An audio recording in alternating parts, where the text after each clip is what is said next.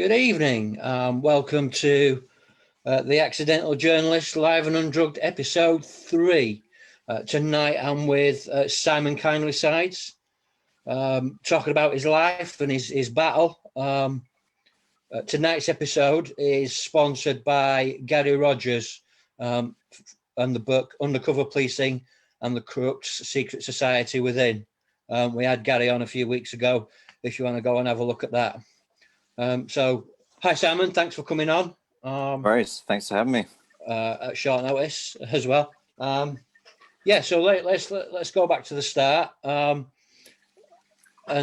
you know where you were at before all this, and sure. So, I had a busy life. Been a manager, been a dad.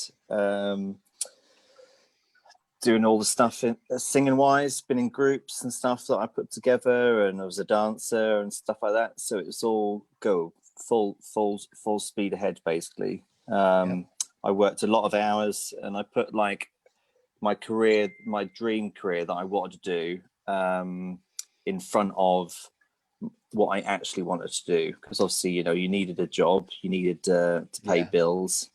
So if I got a day off, it then turned into like a rehearsal, you know, singing wise on my only day off. So it's difficult to, you know, to go for auditions in London, all that kind of stuff. So it's, so it was just a full on career. But it was good. Wasn't complaining. So I had obviously my oldest daughter with her mum, and I was with her for a few years, and then obviously met my son's mum and had my boy, and then obviously from 2013 was when it all become when my life was turned upside down, where I woke up and couldn't feel my legs. So it's right. So all stemmed from there with the drama. So that was a sudden thing and not a gradual thing. Yeah, well, I had like meningitis in 2009, and after I had meningitis, I then had like left side weakness. So my left leg, because I was a dancer as well, so my left leg didn't perform the way it should do. It was almost like dragging behind me when I was trying to walk and all that kind of thing. But I eventually got the strength back, and I then caught viral meningitis in 2011, right. 2010, I think. So having that twice was a bit unlucky. Yeah. And considering I had the meningitis injection at school as well, for you not to catch it, and I caught it twice anyway, so that didn't really work, did it? And I then obviously was originally admitted into hospital with expected appendicitis, where I was being sick and had the pain, and so they put me on the ward where I was going to have the surgical procedure, and they then came back to me and actually said that the blood results came back and it wasn't as in that affected. So they said they wouldn't need to remove the appendix. Right. But the blood results showed that I had actually caught the neurovirus. So when I was visiting my partner at the time in hospital, was when obviously I'd caught the neurovirus from visiting her. So I was then put on another ward to be monitored and to be given medication via IV. And that was when I woke up the next morning and I couldn't feel anything from the waist down. So I couldn't move my legs, feel anything. It almost then became a bit of a whirlwind situation of not actually knowing what was going on and what was the cause and so on. So they then obviously done loads of scans, and because obviously when you're in hospital, as you probably know, if you've been in hospital yourself, you see a different consultant every single day, and every consultant you see tells you something different. or one would come in and go, you know, wriggle your toes, or can you bend your knee? And sorry, it's all right. My dad just called me. Yes, so they would come in and say different things at different times, and it just tend to didn't listen. So when I said that I couldn't move it, I couldn't move it. It wasn't that I, for God's sake, sorry, 2 seconds. I'm just going to tell him.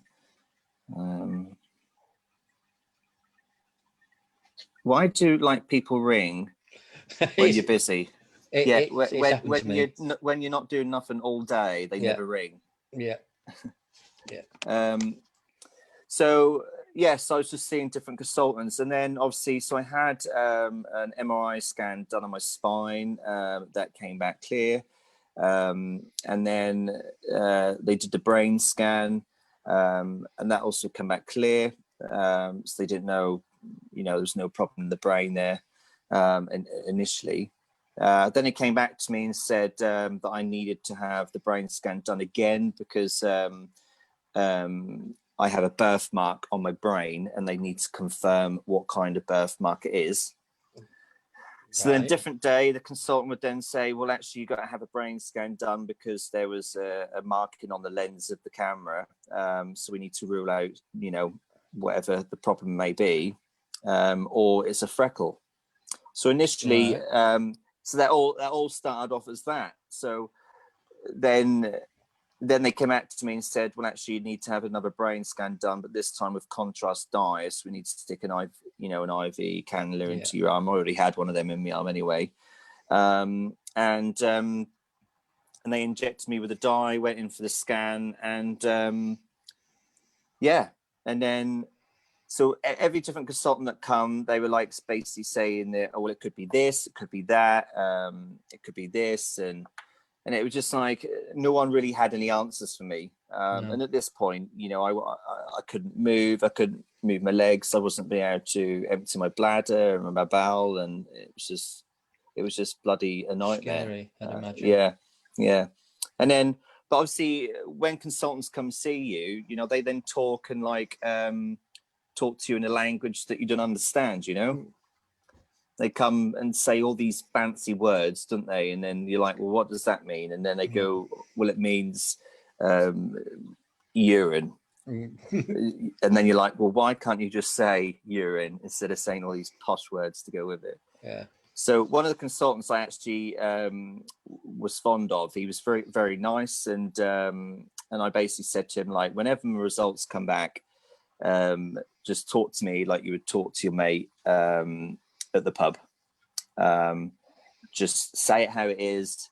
Don't beat around the bush. And that's what he did. You know, because obviously when I'm having the scans and everything, you don't know what is going on or what's going to happen. And he just came in, sat on the end of my bed and said, "You got a brain tumor." Well, gone from it's a freckle to it's a birthmark to a smudge on the camera lens, to then saying you got a brain tumor. It was just like, I would never imagined in a million years that would be what it would be. So that then obviously opened other doors of what they're going to have to do. And when they told me, I think it was the Tuesday, they said they had to send it to Addenbrooke's to be reviewed by the neurosurgeons there, but they only hold meetings on a Monday. So when they then said, obviously, they're going to discuss my case on Monday, this was Tuesday. So I knew from Tuesday to the following Monday that I had a brain tumor. So it's like, well, you know, am I going to die? Is it cancerous? You know, hell. It was just a bloody nightmare. And it was just like a whirlwind of emotions up and down all over the place. And, you know, because visiting hours is fantastic. 12 till 2 and 2 till 4 and 6 till 8. So, you know, 4 hours of your day is like what you cannot wait until that happen, because it's like being in prison, you know. And because I didn't have a wheelchair, so I couldn't just transfer into the wheelchair and do my own thing. I was stuck in bed. So it was just, it was just a nightmare. So then obviously when they then done the results of the tumour, they then came back and said I also had a condition which is called FND, which means functional neurological disorder. So obviously I prefer to say FND because it's less of a mouthful. Yeah. And so they would just give me like research of what that was about and what the condition is. It was just an awful time. I was in hospital for just under 4 months. And at the time I was living in a second floor flat and I didn't have any lift. So the reason why I was in hospital for as long as I was, because I was due to be admitted into a rehabilitation, like a recovery hospital. And I was waiting for a bed because I wasn't safe to go home. So I then had to go there. So I'd waited all this time, and then they then came out and done the assessment and said, right, okay, yeah, he needs to come here for recovery, for rehabilitation. On top of billions of tests that they would do for you every day at hospital, blood tests and this tests and this tests and reflexes tests and and then it turned out that because I could do a side transfer from my bed to a wheelchair, right, I wasn't then dependent enough to go to the rehabilitation hospital. So after all this time of waiting, thinking that that's where I was going to go, turned out that I wasn't going to go there after all. That's all ticking boxes, isn't it? So it was just bloody nightmare. So I then potentially couldn't go back to my home. So my partner at the time, she had to like pack the flat up and everything, and we were told one thing from the council to another from the housing association, and they were saying that I couldn't give my keys up from the flat until I had somewhere else to live, because then potentially I'd then involuntarily made myself homeless, so they wouldn't be able to help. They then said that because I had a 2-bedroom flat, they would then help me and give me a 1-bedroom flat. Well, at the time I had 2 children, but they wouldn't take them into consideration because I'm the dad and not the mum. Yep. They don't live with me full time. I had 2 children, but they wouldn't take them into consideration. Sorry, my phone's just That's all right. Carry on. So 2 children, but they won't take them into consideration. Sorry, my phone's just it's like repeating my voice. I do apologise about that. Carry on. That's all right.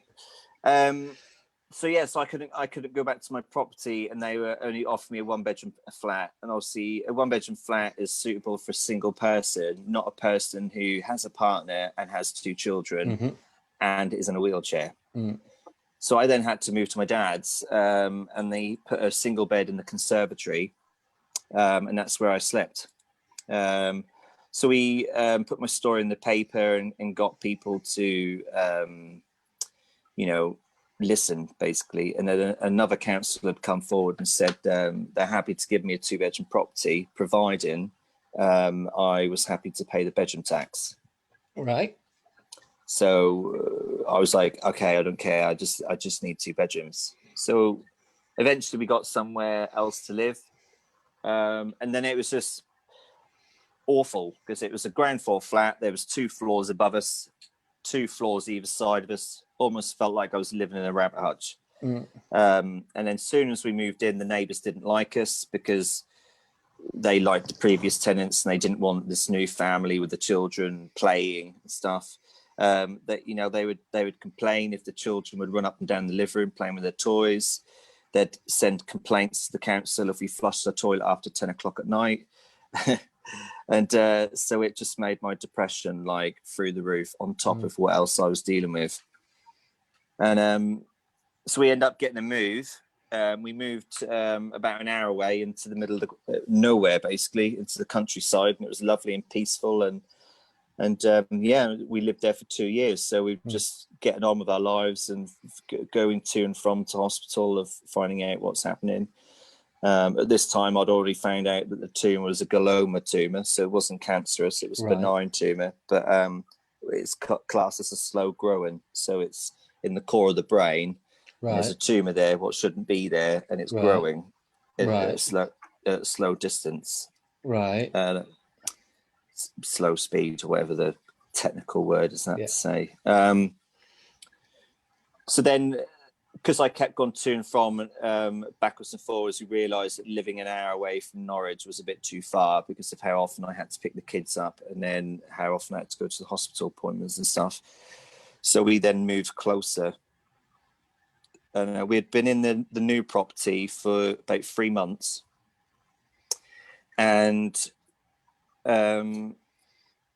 I just felt unwell because at this particular point I was on, I had a lot of neuropathic pain. So I was on morphine patches.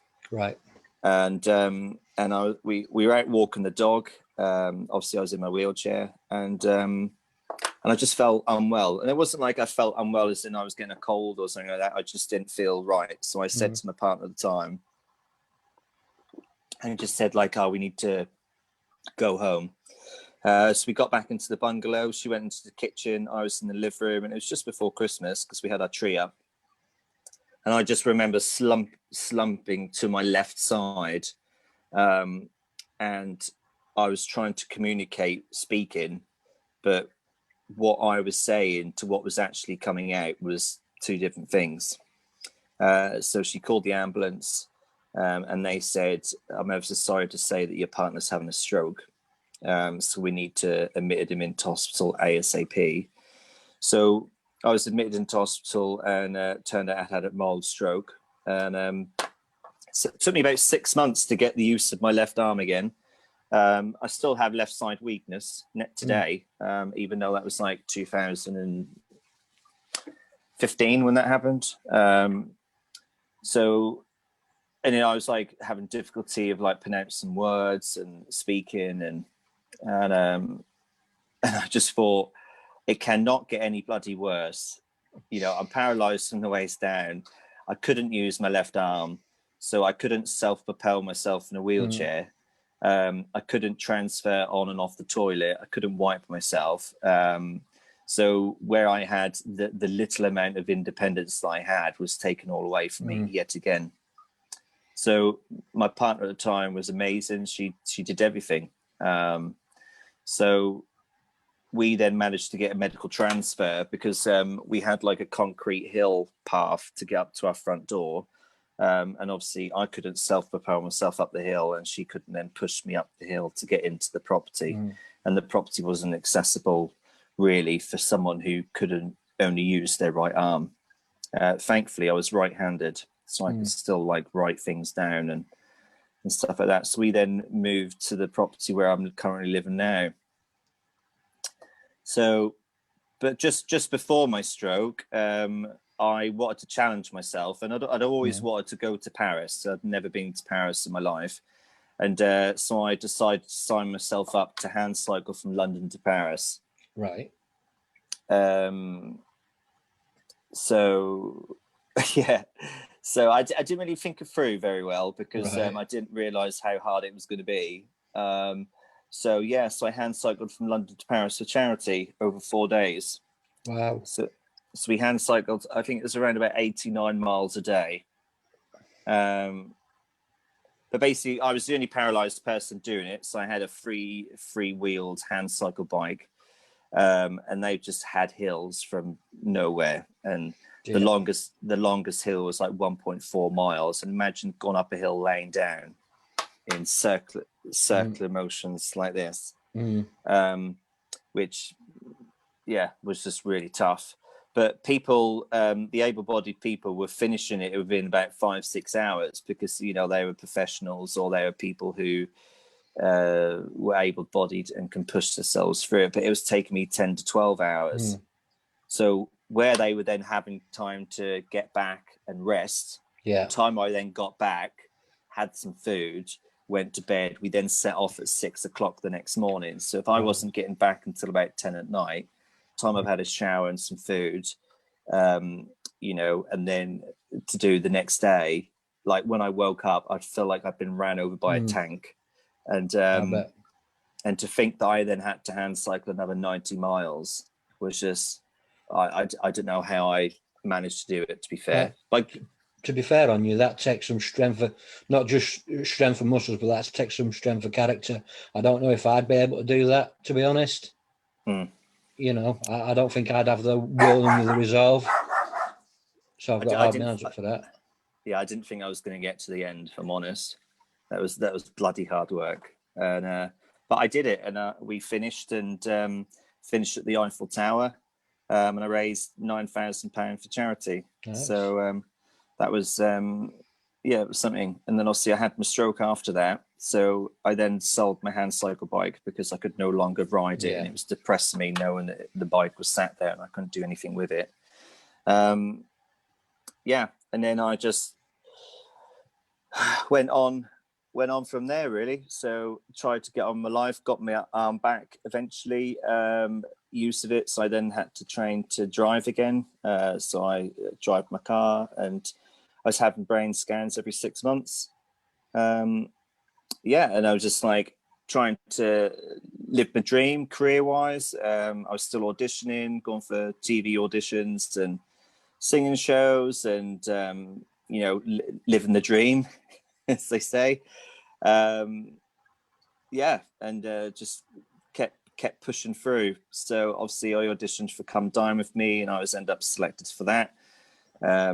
So I done it in a different type of exoskeleton suit called a Rex Bionics. There's basically an exoskeleton suit that you can stand up, that you can move the arms away, so then you can stand up and cook. Okay. So I was standing up cooking in my own house for the very first time, which felt amazing. And I then turned into the Rex Bionics ambassador, because obviously when I stood up for the very first time and took my first steps, it was like 2 years after being paralysed. The video went viral around the world and got like 34 million hits. So that then opened interviews, news stations, newspapers, wanting to know how it felt walking for the very first time. I was on all the news channels and stuff like that, and it was great. It was just good publicity for me. And then I was auditioned for All Together Now, where I was a singing judge on there on BBC One. An amazing experience.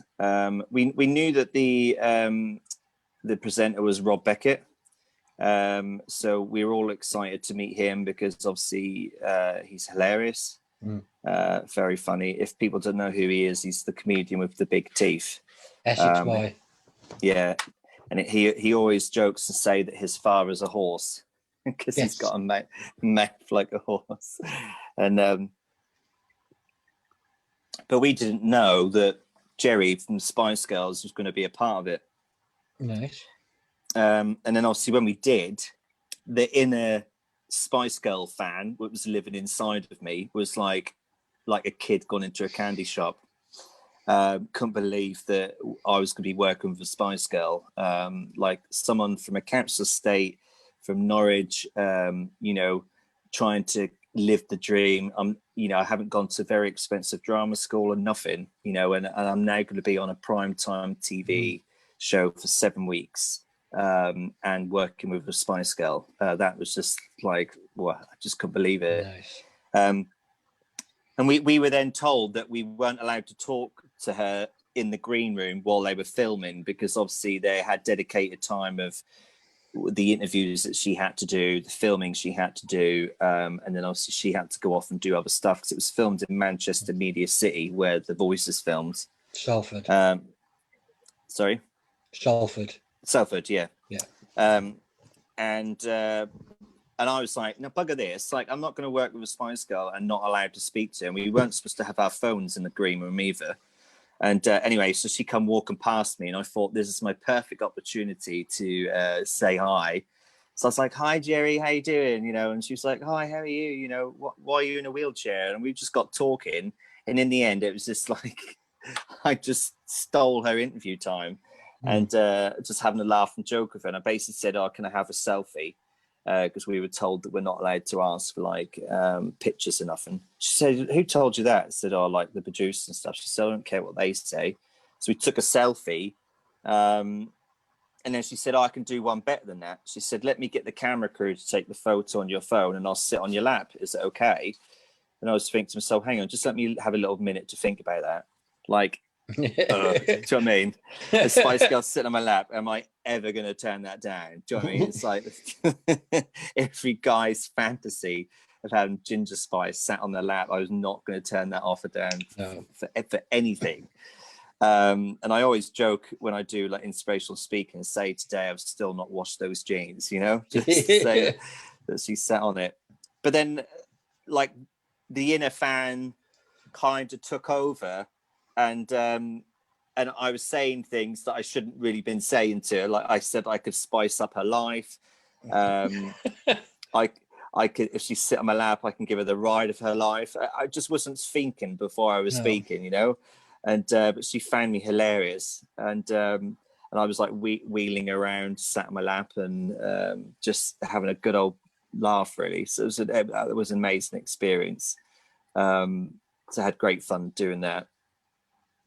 And then I've been on like other shows, like It's Not Rocket Science on ITV, Amazing Achievements Caught on Camera on ITV, and that was recently repeated, I think like last week.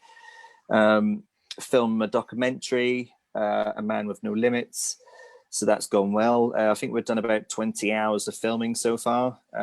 So originally that was going to be like a one-off episode, but it's turned into a series now because of how much film we've got.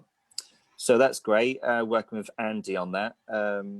Anshim Films. He's an amazing documentary maker, director, but he's just a mate as well, you know.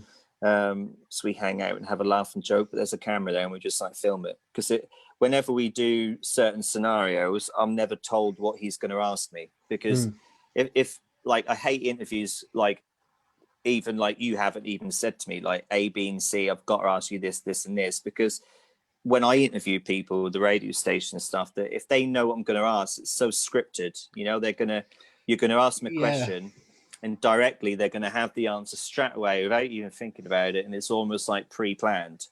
So I don't like that. I find live is and I think that if you know, they could ask anything. Like when I go around schools and for Great As You Are, you know, and I do like an inspirational interview in the morning in the whole assembly, and then I would go around different classrooms, and you know, the kids are from the age of like 3 up until the age of, I think it's like 13, 14 or something like that, before they go to high school. And you never know what's going to come out of a child's mouth, you know, and because they are all told, they can literally ask me anything. So kids would say, "Well, how do I poo?" And they all have a little laugh and joke about it, you know. And I tell them like how I managed to go for a poo and stuff. And other kids would say like, "How do you go for a wee?" And you know, and stuff like that. And then because there was one girl, she was so clever. I think she was about 11 years old, I think. And she said, she was like, "Right, okay, well, I have a question." And I said, "Okay, then what's up?" She said, "Well, you said you become paralyzed in 2013. And I said, "Yeah." And she said, "But you have a 3-year-old daughter." And I went, "Yeah." So she's like, "Well, how is that possible?" And then you couldn't give an answer and say, "Well, you know, there's nothing wrong with my tools at work," because you're answering to a 10-year-old, you know. So I was like looking, thinking like, right, what kind of answer can I give it without saying, you know, because you have to really think before you speak to a child of what you're going to say. And it was just comical, like the questions and stuff, and they kind of like look over like, you know, the teacher's like biting their lip to say like, "I can't believe they've just said that." But I think it's hilarious. It's honesty, though, isn't it? Yeah, if they excuse the pun, but if they've got the balls to directly ask me a question like that, then good on them. You know, I think it's brilliant. So for me, it was just keeping busy and having things in processes of what I want to do helps me with day to day. So while I was an exhibition for Rex Bionics, NADEX it's called, which is held at the NEC in Birmingham. And it's like a huge, you know, NEC's massive, isn't it, where concerts and stuff are. And in different halls, they would have loads of different things for disabled people, from like lifts to get into a car, robotic arms, hands, beds, lifts, and all that kind of stuff. We were there, and the Rex Bionics was only a physio exoskeleton suit that allowed you to stand up and walk indoors. Right. It wasn't used for an outdoor use. And while I was there, I just basically was standing up, walking around, because it could turn round and then do like a Michael Jackson moonwalk when you hit the joystick to walk backwards. It would then kind of like, you know, walk you backwards. Right. Okay. And that was pretty amazing. So I just went over to the stall and I just said to them, like, hi, you know, how you doing? Can I just ask a quick question? Can you use the exoskeleton suit outside? And because they're called a rewalk. Right. And they said, yes, you can. So I was like, right, sign me up for a trial then, because I desperately wanted to walk outside. And a couple of months went by, and and I trialed the suit for the very first time. So Stephen from Rewalk came over and brought a suit, and I walked across my grass in the back garden for the first time ever. That must be an amazing feeling. It was, because I was like, I'm walking on grass. Like, I couldn't even feel it, obviously, on my feet or nothing, but it was just like the video, and you watch it back, you can hear me say, I'm walking on grass. It was just, because obviously you would never attempt to go across grass in your wheelchair because you just wouldn't get anywhere. So that felt pretty amazing. So I just tried it, and I was like, okay, they're £100,000. How am I going to get £100,000? You know, that's lots and lots of money. And I was going regularly meeting up with some friends, which then turned into my team, Simon Stepp's team. We were at Brewers Fair, just having lunch, catch up, and I basically just blurted out, I want to do a marathon.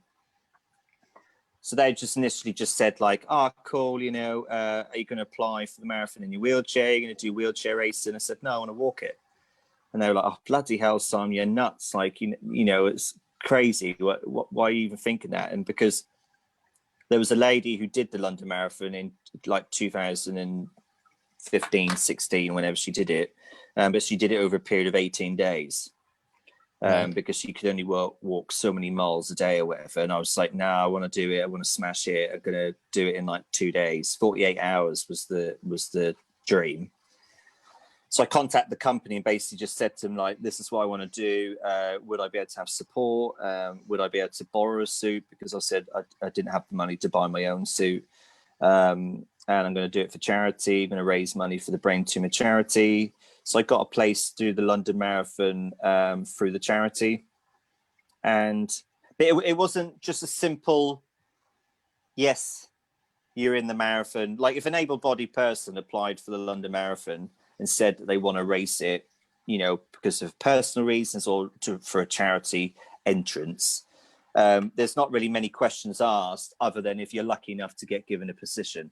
Well, me and the team, we had to go for meetings to and from to the London Marathon head office, because basically they were saying that the robotic suit, because you're not allowed to have any form of batteries or engines on you when you do the marathon. That's the regulations for it. And they were then saying that if the suit was going to do all the work for me, then you'd be disqualified. You couldn't participate in the race. And I was like, well, if the suit was going to participate in the race, then I'm going to set it to the fastest settings and get it done in an hour and 5 minutes. Right. You know, if the suit was going to do all the work, you know, this is crazy to think that, no, the suit doesn't do the whole work. You know, without a person in it, the suit doesn't work. So I still have to shift my body weight from side to side and balance up by using the crutches, you know, so it's not just, I just lay back and go to sleep and the suit does everything for me, you know. It's not like the wrong trousers. Exactly. So so we were having meetings to and from London, and they wanted to know this and want to know that, and then it was like down to like health and safety, like the route of the London Marathon, because when we were coming to what's the road called? It's going to come out to me in a second. Anyway, it was just a nightmare because when the London Marathon shut, basically they go up. What's the road called? Something Way. That'll come back to me in a minute. And basically you'd go up on the side of the dual carriageway onto the main road, and then you'd walk so far, turn around, like it'd be like a corner with the ropes, and then you come back on yourself, go back down off the dual carriageway, and then you'd then carry on with the route. And they were saying that obviously, because I can't do that, because time I get to that position, it's going to be the second half of my marathon day. And then they were saying that obviously for the second half of the marathon day, the marathon would have been finished. There wouldn't be any stewards there. There wouldn't be anyone around to give us a help. If then form like a destruction or obstruction, obviously police maybe get called if we're blocking up the path and all this kind of stuff. So it almost like felt like they were making excuses for me not to do it. Pushing against you. Yeah, but they were messing with the wrong person, because I was not going to leave until I got given a yes. And eventually we got a yes, but we only found out, like, I think it was about 3 months before the actual marathon day started itself. So where everybody was having like time and to fundraise and to raise money and to train, we didn't. And because obviously with the suit that was loaned to me, I only had the one battery. So one battery can walk consecutively for 4 miles. Right. And then you would then have to come back and charge it for about 6-7 hours, and then you could then go out again. But so the furthest I'd ever walked since being paralysed was 4 miles. Well, there are people that are not. And then obviously on marathon day, I went from only walking 4 miles to 26.3 miles because we had 8 batteries as a reserve. Because obviously we didn't have the suit to charge it up in. So they were all like brand new batteries, fully charged. And then obviously when we then sat down and recharged the batteries, we then, stuck a new battery in and went again. Because it takes around about 10 minutes or so to change the battery, because you have to physically, screw the back off. And there's like batteries and a reserve battery in the back. And then they have to like take the wires apart and, take it apart. It's not just popping a Duracell battery in it, It's a bit more technical than that. And and I did the marathon and raised short of about just under £30,000. Wow. For the brain tumor charity. So then obviously my story went viral around the world of being the first paralysed man to ever complete the marathon. And my walking distance time officially was 27 hours and 32 minutes. So that's the record time. But to get an official Guinness World Record, they go by the start of your foot go over the start line to the start until your foot go over the finish line. So on my Guinness World Record certificate and in the book, it actually said that I walked for 36 hours and 32 minutes. Wow. So because they do it from the beginning to the end time, but they then corrected it on the certificate to say that the actual walking time was 27 hours and 32 minutes. Because what people hadn't realized is that for about 5-6 hours, I was sitting at the side road because the suit that we had a malfunction. Right.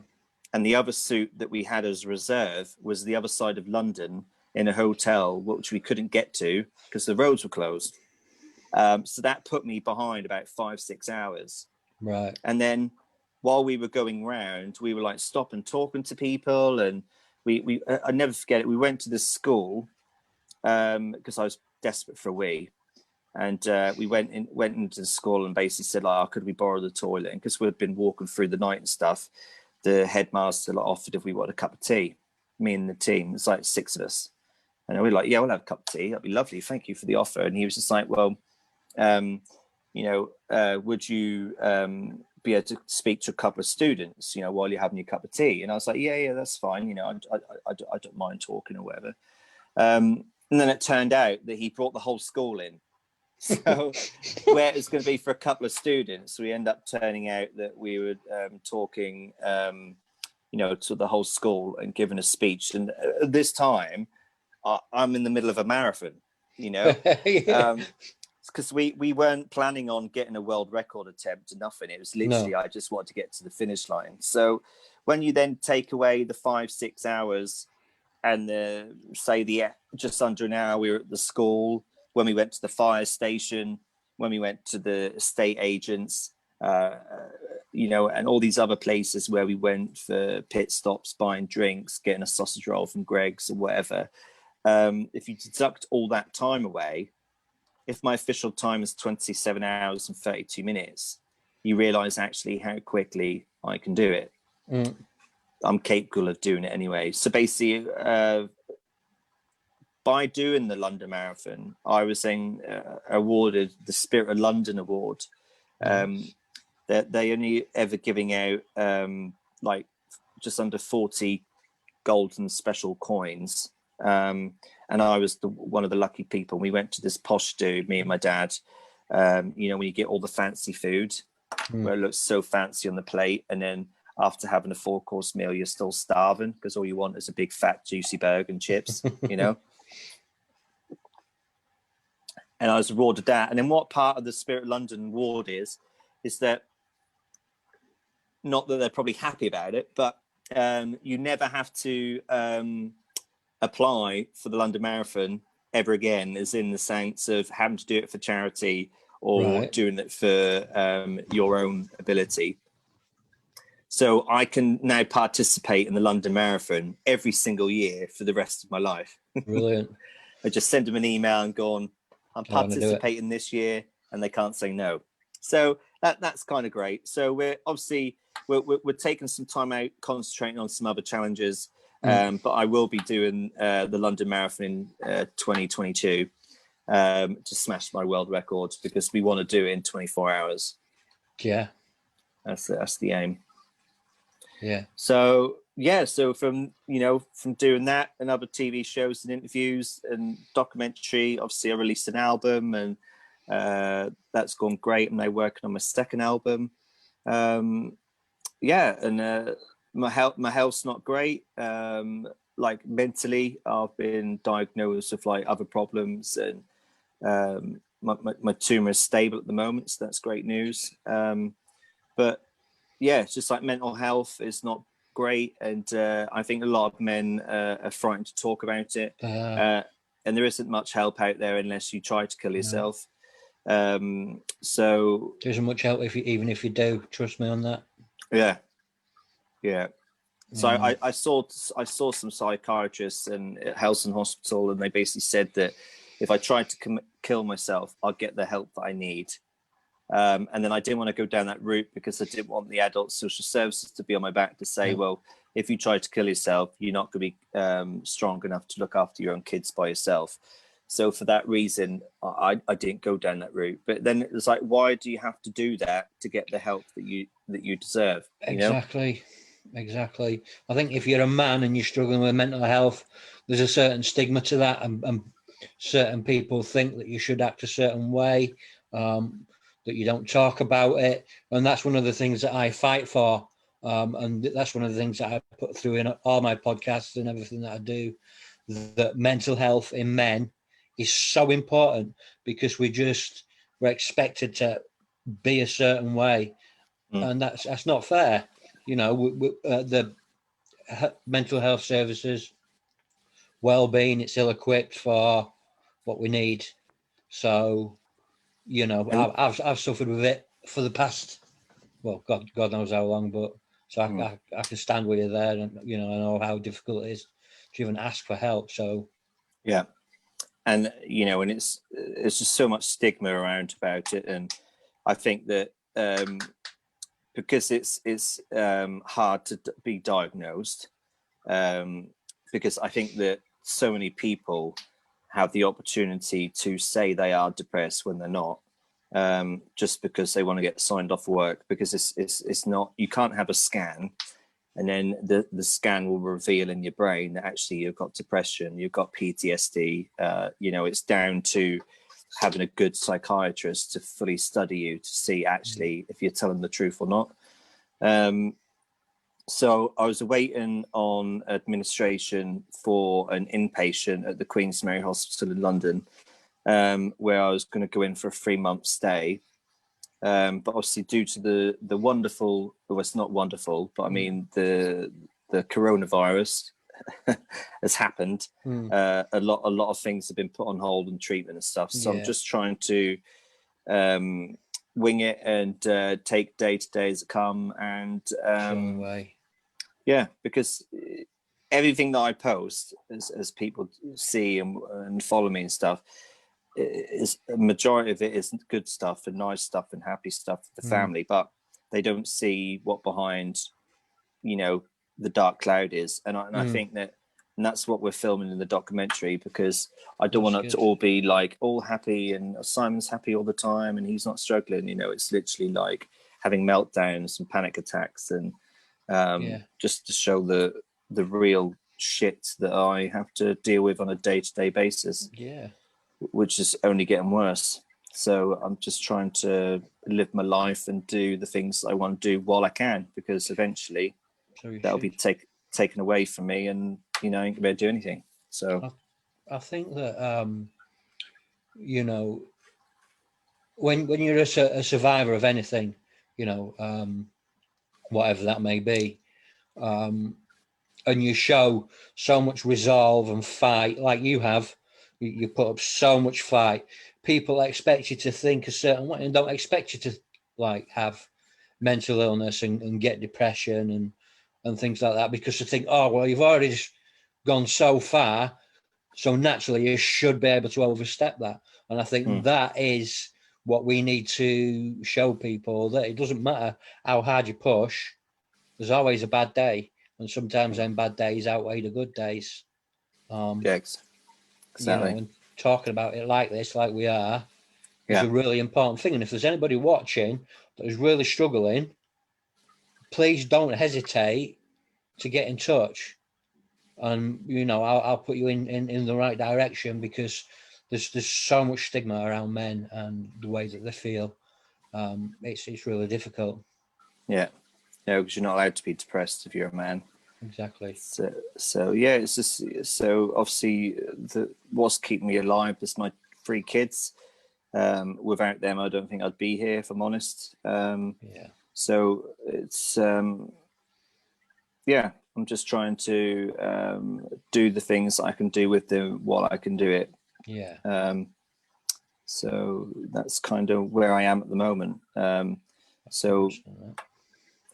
Like mental health and stuff, and insomnia and not sleeping, and having neuropathic pain, and take 28 tablets a day, and it's just really difficult. And obviously with this whole lockdown, I've not been able to see people, and it's not easy, is it? Like with me, I don't enjoy my own company at all. Like when my kids go home, like I love noise. I just love people to be around. I'm a people's person, like touchy kind of person, and when you then become on your own, you then have more and more things to think about that you don't want to think about. No, it's hard. It's almost like if you've got people here, they almost become like a distraction of what you're concerned or worrying about and stuff like that. Because obviously in 2017 was when, because I always had a fear of dying anyway. And then when I was diagnosed with my brain tumor, that almost kind of made it worse, that fear, that I was worried because I was having seizures and stuff. Put me in a coma when I was in America for like 2 days, and from a big seizure. And so that just heightened it, made it even worse. So then I triggered insomnia, and then it made it worse, because I then had a massive seizure in 2017, which stopped my heart basically, and I weren't breathing. I didn't have a pulse for just under like 2 minutes, I think the time was. So they had to like give me CPR and brought me back to life with the, you know, the shock pads kind of thing. And I think for that is knowing that I had a fear of dying before, but knowing that I've died and been brought back to life scares me even more. Because people's always go like, "Oh, did you see the light?" No, you don't. Because, you know, because I'm not religious at all. You know, I don't have any beliefs, but I just said, well, I saw a white light, but I can't tell you if it was the white light or if it was because the paramedics was shining a torch in my eyes, and that I'm never going to know. So that obviously makes it harder now, because I'm worried that, you know, I'm not going to wake up and my children are going to find me. And so I then have like nightmares and night terrors about that they've walked into the bedroom and found me in bed or found me on the floor in the kitchen or whatever. So that's petrifies the life out of me. And it's a natural thing though, isn't it, for any father? You know, it scares me. But obviously if you're like able-bodied and you know, because if you've got a, you know, a busy job, and not saying you're healthy, because not everybody's healthy, everyone's got something wrong with his asthma or eczema or, you know, everybody has got something wrong with them, but you don't necessarily think about those things. You know, if you've got a busy job and a good career, you don't think to yourself every time your head hit that pillow, am I going to die in my sleep tonight? Because it doesn't make you think like that. I think then when certain things in your life start taking away, jigsaw puzzles of your life, and they're taken away and they're never coming back, and then you're seeing your jigsaw puzzle and then you've got like 28 pieces missing, and you think, well, I can't get them back, and then more are leaving, and your puzzle's getting empty and emptier. It scares you more, because you physically can see with your own eyes of how things are affecting around your life and how your life is. So you try everything in your power to try and to get through it. And for me, like, you know, people might think I'm uplifting, positive, inspirational, but for me, like, giving something back to people is my relief of what I'm going through. So like if someone would say to me, like a friend, they've gone through a really difficult time, like marriage or relationship problem or depression themselves, they would always say to me, oh, well, I can't talk to you about my problem because your problem is 50,000 times bigger than mine. So I can't really be moaning about it. But I always say to them, well, the problem in your life is massive to you. So you can't even compare that to my life. Because people say to me, well, if I was in your shoes, I won't be able to carry on. I won't be able to cope. I'll jump off a bridge. But until you're in that mindset and situation, I guess that it's just easy to say, oh, well, I'll do this. How many controlled drugs you have in your house, you know, you only have to take the whole jar and that'll be that, you know. So I always say to people, you can still talk to me with your problems. And I don't know if you're the same, but I can give an opinion. I can give an opinion and give people advice, but I can't suck that advice up and take it for myself. It's difficult. You give someone some advice and stuff, and you go away and you think, so well, if I can tell them that, why can't I bloody do that? You know. So it's it's funny how your mindset is, isn't it? I think that's part of the journey of like going through what we've gone through. It's that want, that need to be able to sort of impart that wisdom that we've learned to teach, to help stop other people's pain, because we know deep within how hard that pain affects us. So actually trying to help people is part of our journey. It's part of our road, and I think that sometimes the wisest people are the most mentally unstable at times, because it's, we can give good advice, but we also know how deep down that rabbit hole it can go for us, It does change you as a person as well. I have become more of less sympathetic I would say, especially when you know people are moaning about pointless, irrelevant stuff that they should be moaning about. And you just think to yourself, I wish in my life that's all I had to worry about, or that's all I had to moan about. You know, I just think to yourself, just live in my shoes for 24 hours, and then you'd then realize actually your tiny little problem is nothing compared to real life and what actually struggles really are. Because some people have it easy, you know, they don't have health problems, and they land in money, and they land in getting their own place, and they land in having healthy children. And you know, and obviously I lost a child at 18 weeks with an ex-partner, and that was awful. You know, when you get other people who, you know, their children are born and they've got health issues, and then you get other people who have children and they didn't plan the pregnancy, they just got pregnant by some random person, and then their babies are healthy. You just think, well, where's the punishment in someone who's, you know, a couple who want to have children and they've spent 40-50 grand on IVF because all they want to do is become parents, and then you have other people who have it easy and then have, you know, get pregnant by someone they shouldn't have got pregnant by or whatever, and then their baby's healthy. So I think that some people just take their lives for granted. I think there's a fine line between sympathy and empathy. Yeah. I think we can, as people, as survivors of what we've been through, we can empathise with what other people are feeling, but that sympathy is kind of thin, because there are times when, you know, I'm sure you'll agree, we've gone, I just want to think, poor me. I just want to go into my own head, and I just want to feel bad for myself. That's kind of like self-sabotage. Yeah. But, you know, we need to be allowed to do that. We need to allow ourselves to do that, because it's a natural part of healing. But I don't think that a lot of people understand that. And especially, like I say again, with men, it's hard. And I always think to myself, like, why me?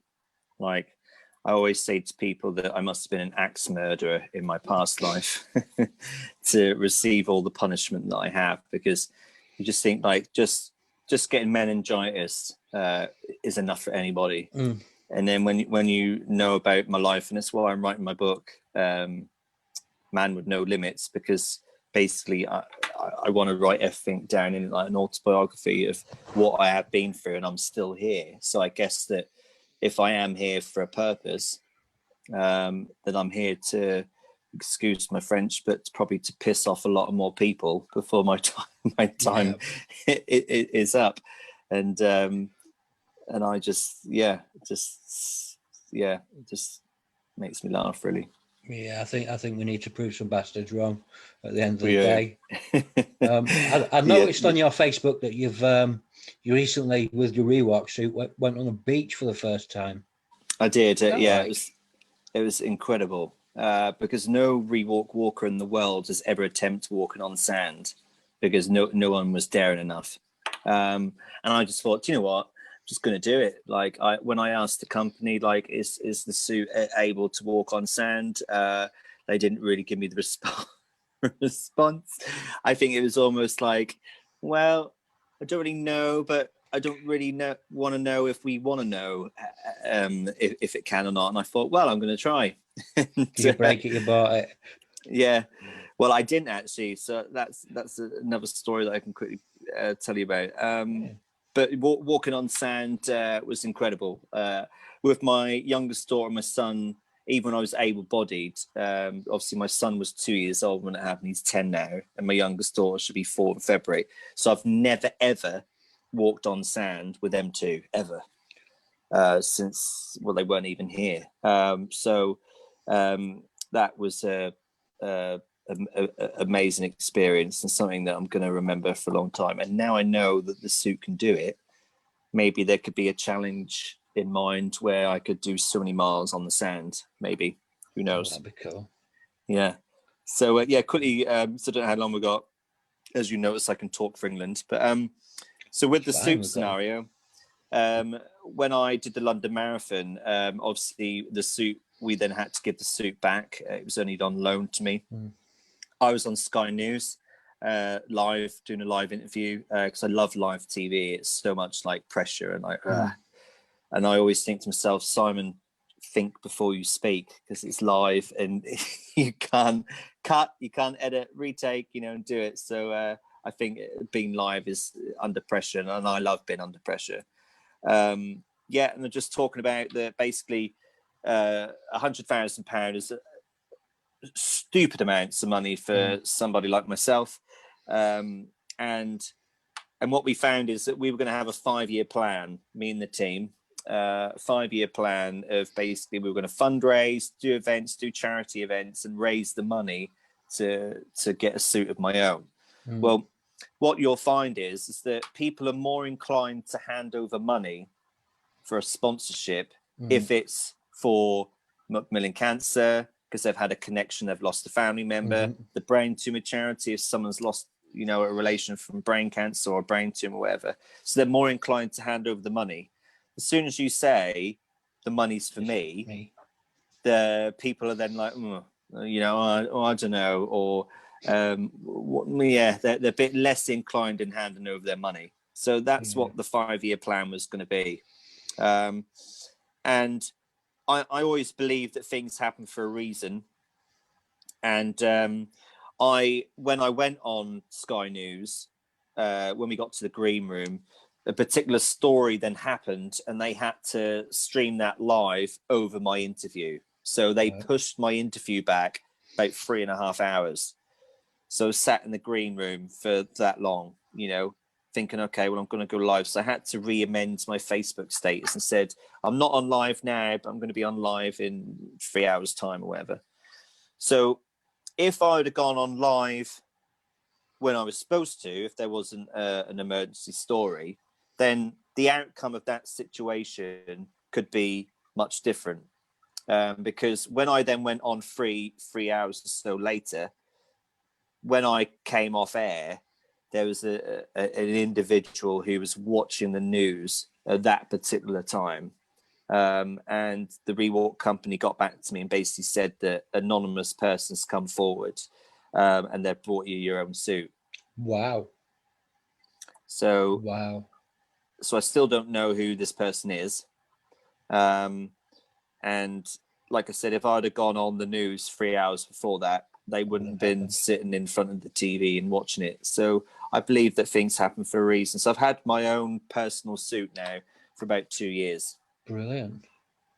So it's incredible. And I've had billions of opportunities, like modeling in it, walking down catwalks in it, doing other TV shows. I get to sing standing up, so my diaphragm's not squashed sitting down. It's called a Rewalk More Than Walking. That's the title, because it's not just a walking aid. It can climb up and down stairs. It's the only exoskeleton suit that can climb up and down stairs in the world.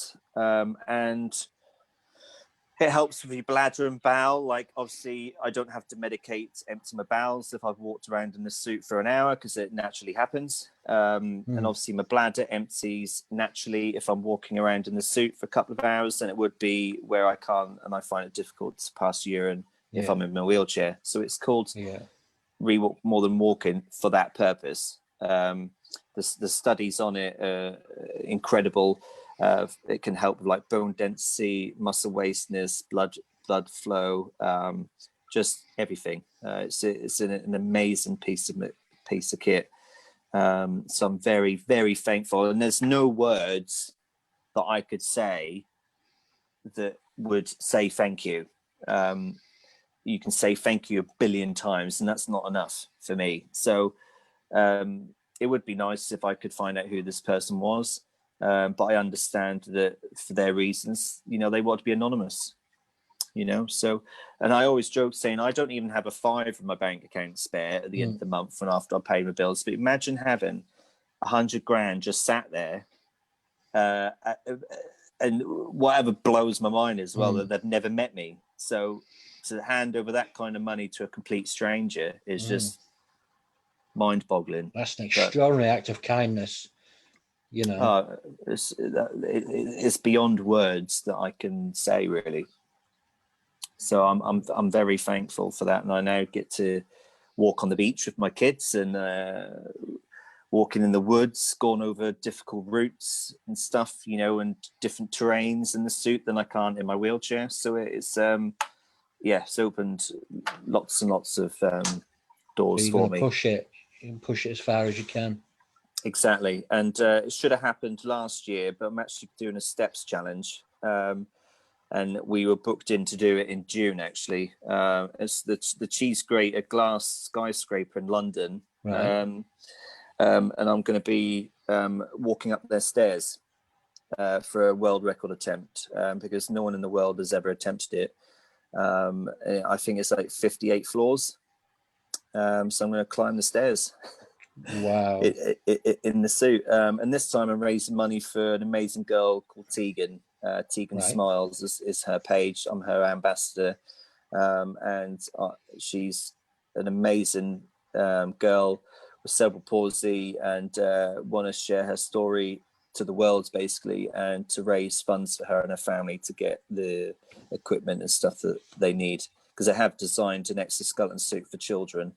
Right. So it would be amazing if she'd be able to stand up and walk, if we can raise enough money to buy her own. So that's the plan, because she got cerebral palsy and meningitis of a brain infection due to a family member kissing her on the mouth when she was a baby, and they had a cold sore. So it's there's loads and loads of stuff to it, but they then basically tell people that, you know, not to kiss babies on the mouth, and it can spread this and it can spread that. And so she was born a healthy baby, and nothing wrong with her, and she's now obviously got the condition she have now. She's so cheeky. I love her sense of humor, and she's a funny little girl. So so I'm gonna be raising money for her going forwards and doing different challenges. So I also want to do the London Marathon again. I'd love to walk across a section of the Great Wall of China. But again, it's just down to big sponsorships of getting me and the team flying over. I had applied for the New York Marathon and I was accepted to do that. But again, it's down to finding a massive sponsorship, because for me and the team need about 25 grand at least to get us all over. But, you know, it's in the dreams, in the pipelines, and my motto is I want to push boundaries and achieve the things that, if someone say to me, you can't do it, I'm going to do it anyway, just to prove a point that actually, yes, I can. I think you're pushing against the mold of what people think as well. You know, they think that just because you're disabled, that you're lazy, you know, and not even that. It's you know, I've had it myself because I've got a form of MS, and it's like, you know, people are like, oh well, you know, poor you, you can't do this, you'll not be able to do that. And I think that it's that inherent want to prove people wrong, and say, I can do what I want. Yeah, exactly. You know, so yeah, I mean, is there anything? So what can we do as a community to help? You know, have you got any active campaigns going on?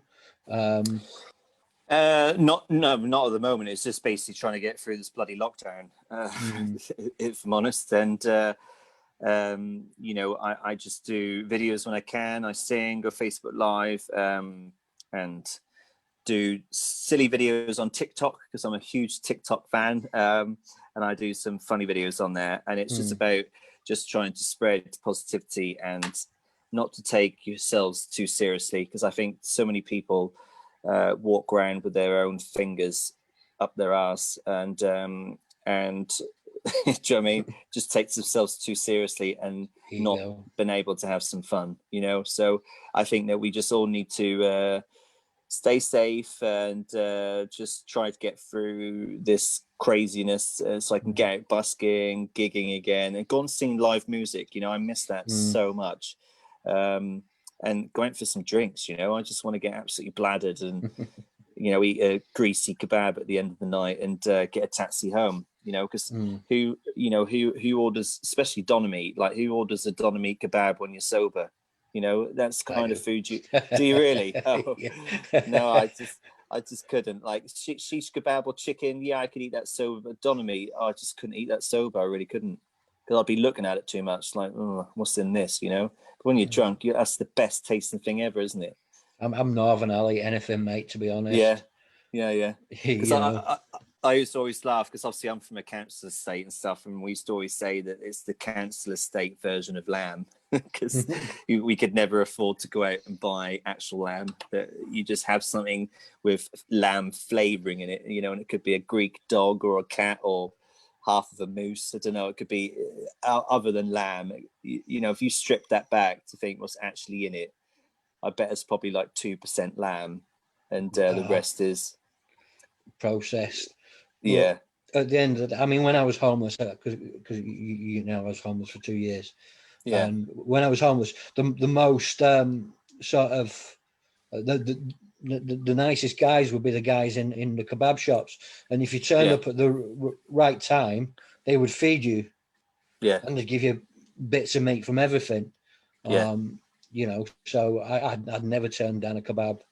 No. You know, it's a bit greasy and it gives me gut ache for a while, but I still do it. You know.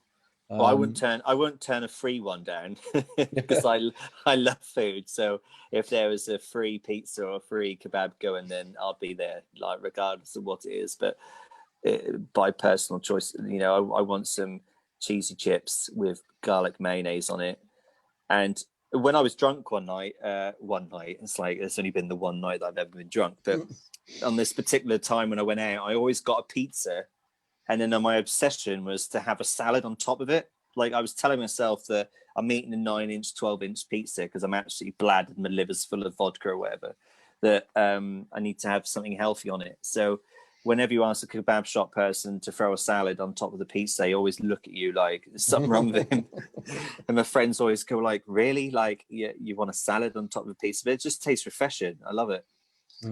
So I want to get back out and party, you know. I want to get on the dance floor and just let loose, spin my wheels about and stuff, you know.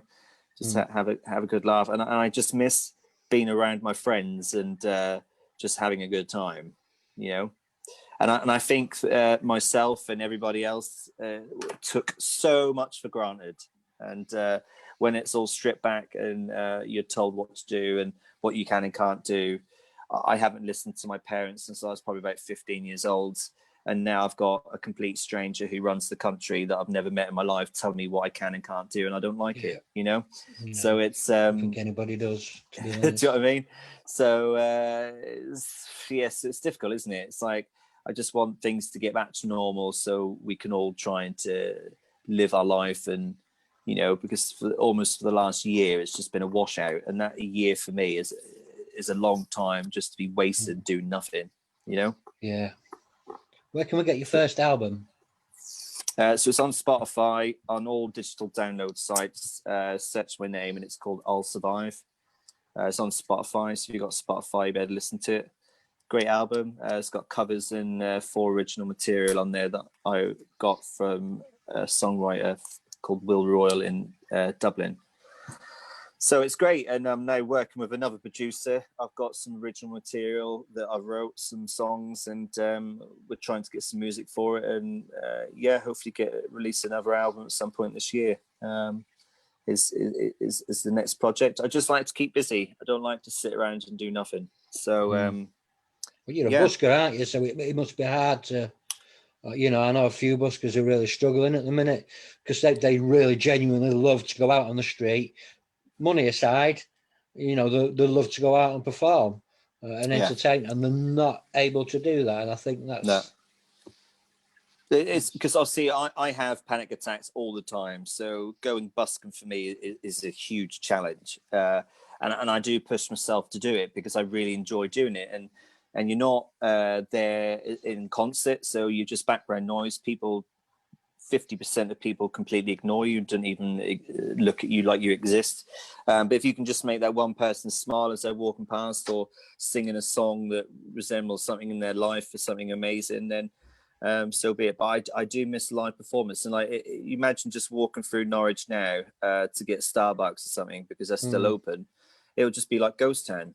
And I think Norwich especially is known for a great city for buskers, that when there's no buskers singing around, it just have a bit of an airy feeling. It just doesn't seem right. And I understand why we can't. And I'm just hoping that, after the February half term and stuff, we'll just be able to get things back to normal, because I haven't seen my daughter since June, my oldest daughter. And I miss her dearly, because she lives in Devizes.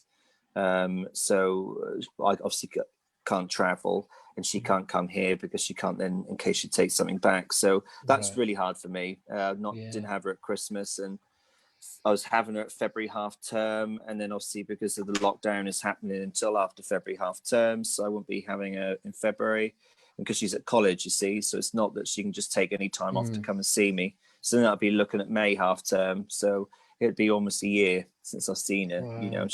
She's 17, and I miss her loads, really. So it'd be nice to be able to see her and have all my 3 kids together. It's not the same when you FaceTime. No, it's not. I have a daughter in Norwich, and it's difficult, Yeah, really difficult.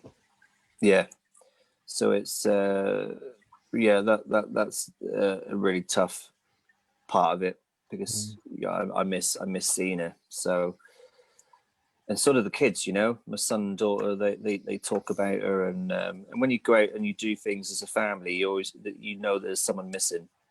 I'm not too bothered of not having a partner, and think to myself that my partner, or I should have a girlfriend in this situation. It's always like, it'd be nice if Annie was here, So so we will just have to take each time as it comes, and see what happens, I guess. And who knows how long we're going to be like this for? Could be another year. I hope not. Be on for a while. Yeah, and because last year, obviously, my birthday is the 31st of March, and I had a lockdown birthday, and it's probably going to be looking that I'm going to have another lockdown birthday, and that sucked. That did. Same here. Not doing anything, not having anyone around, and it was like your birthday. I know you can celebrate your birthday any other day, but your birthday's your birthday. You want to have presents and cards and have some drinks with friends and dinner. Do you know what I mean? So that really sucked. So hopefully we go to like tier 2 or something by the end of March, so we can actually still do something. Fingers crossed. I mean, I don't drink, and I find it difficult. It's I think it's just natural when you kind of lose your freedom a little bit, but it's like I said, my daughter's over in Norwich. I'm now a mile away, and it's just so difficult, because we don't know what's happening with the schools and stuff like that, and it's all on a sort of a shoestring. I don't know when I'm going to see her. So but when first went into lockdown, I didn't see her for months, and that was it's heartbreaking. And my partner's got two girls that come at the weekend that we haven't seen in a while, and it's so difficult. It is so difficult not being able to see your kids. Sure is. And then there's so many parents that bitch and moan on Facebook that they've had enough of their kids. So you just think to yourself, well, just enjoy while you got them, because there's some people out there who haven't got them. So it's kids for you, isn't it? They're going to annoy you half the time, but at the end of the day, they push your buttons. They're your kids. They do push your buttons, but they're your kids, and they know what buttons to push, don't they? They do. They do. Yeah, they do. I've got a 6-year-old, nearly 7-year-old stepboy that knows how to push everybody's buttons. Yeah. But I wouldn't be without it, to be honest. this whole family, this whole situation, it's been my savior, you know. Yeah. And it's been a huge sort of a healer for my mental health, even though, you know, I do suffer on a daily basis. But I think, you know, my daughter, she's 13, coming up 14, and she's seen me in so many states. She's seen me homeless. She's seen me in the hospital when I'd lost everything. She's seen me at 6 stone, and she was still there, and she was just that strength that I needed. And I think that we, you know, and my wife as well, you know, I think we just don't give enough credit to the people around us. You know, we know that we've got our stories, and we work our best to be able to educate other people on that story. But then you've got the people behind us, like my wife, your dad, your kids. You know, I think they're the unsung heroes, really, because they've seen us in some right old states, and no doubt that your kids have seen you in some mental states. It's not what we ever want to do or ever want to see, but it happens. It is. But I think everyone take everything for granted, including myself. So I think like a hug, I'm never going to take a hug for granted ever again, you know. And to speak to someone who's not standing 2 meters away from you and actually have a conversation with them sitting next to you or standing quite close to you, you know. So, but yeah, I think it's the wrong time to be single for sure, because you can't meet anybody. You can't meet anybody on a night out or dating apps. I'm just not even going to go there because they're just a complete waste of time. And it's like, well, where are you going to meet somebody? You know, you're not going to know. You can't hear them most of the time with a face mask on to talk about or anything. So it's definitely the wrong time to be single for sure. So we shall see what happens. I'm sure it'll come when it's meant to come. When it's ready. Yeah, exactly. Yeah, you'll get your reward, mate. I'm sure of it. Yeah. You fought for it. You deserve a bit of happiness. Yeah. Yeah, I thought I was an unlucky fella, but you know, yeah. I might find a girlfriend in the reduced style in Aldi's one day. Yeah. I found my wife in food bank. Yeah. Oh, there you go. She was serving. I was homeless. I was there for a sandwich and a drink, and she offered to buy me a sandwich, and I never really bloody went home, really. But you know, happy days. Well, I definitely won't be buying a girlfriend on Wish, because you're not sure what you're gonna and what you're gonna get, because you see all these stories of like ordered things, and that's not what they got time to get here from China. So my wife ordered she bought a like a swimming pool for the garden for the kids, and she ordered a solar pool warmer. Yeah. And it was just a large 6-foot sheet of bubble wrap. Was it really? That's what it was. And they charged 12 quid for it. Yeah. So I mean, because like everything in the pictures are not look like what they are when you get it. So no. Yeah, so I always joke and be like, I'll get a girlfriend off Wish and see what happens. See what kind turn up. Well, there's a business idea, you know, a Wish website, you know, Wish Mates or something. Yeah. You know, get out there and get that done if you're computer minded. Yeah, right, mate. Exactly. Lovely. I want to say it's a pleasure. It's been an absolute pleasure. I've learned thanks for asking a lot about you. Yeah, I've learned a lot about you. It's nice to be able to learn something new about people that, you know, I've been following you for a while, and I've spoke to you a couple of times, and you know, I've spoke to you in Norwich and stuff like that. Yeah. And you know, I'm forgetting other people's stories out there. I love stories. I'm a real storyteller and a real story collector. And I think that you've just shown some absolutely amazing resolve and strength that blokes with 3 times your stature and strength and muscles, they wouldn't even be able to go through some of what you've gone through. So, you know, I I'll tip my hat to you, mate. It's absolutely amazing. I want to thank you for coming on. No worries. Thanks for asking me. What I will do is I will link up all your stuff underneath the live video.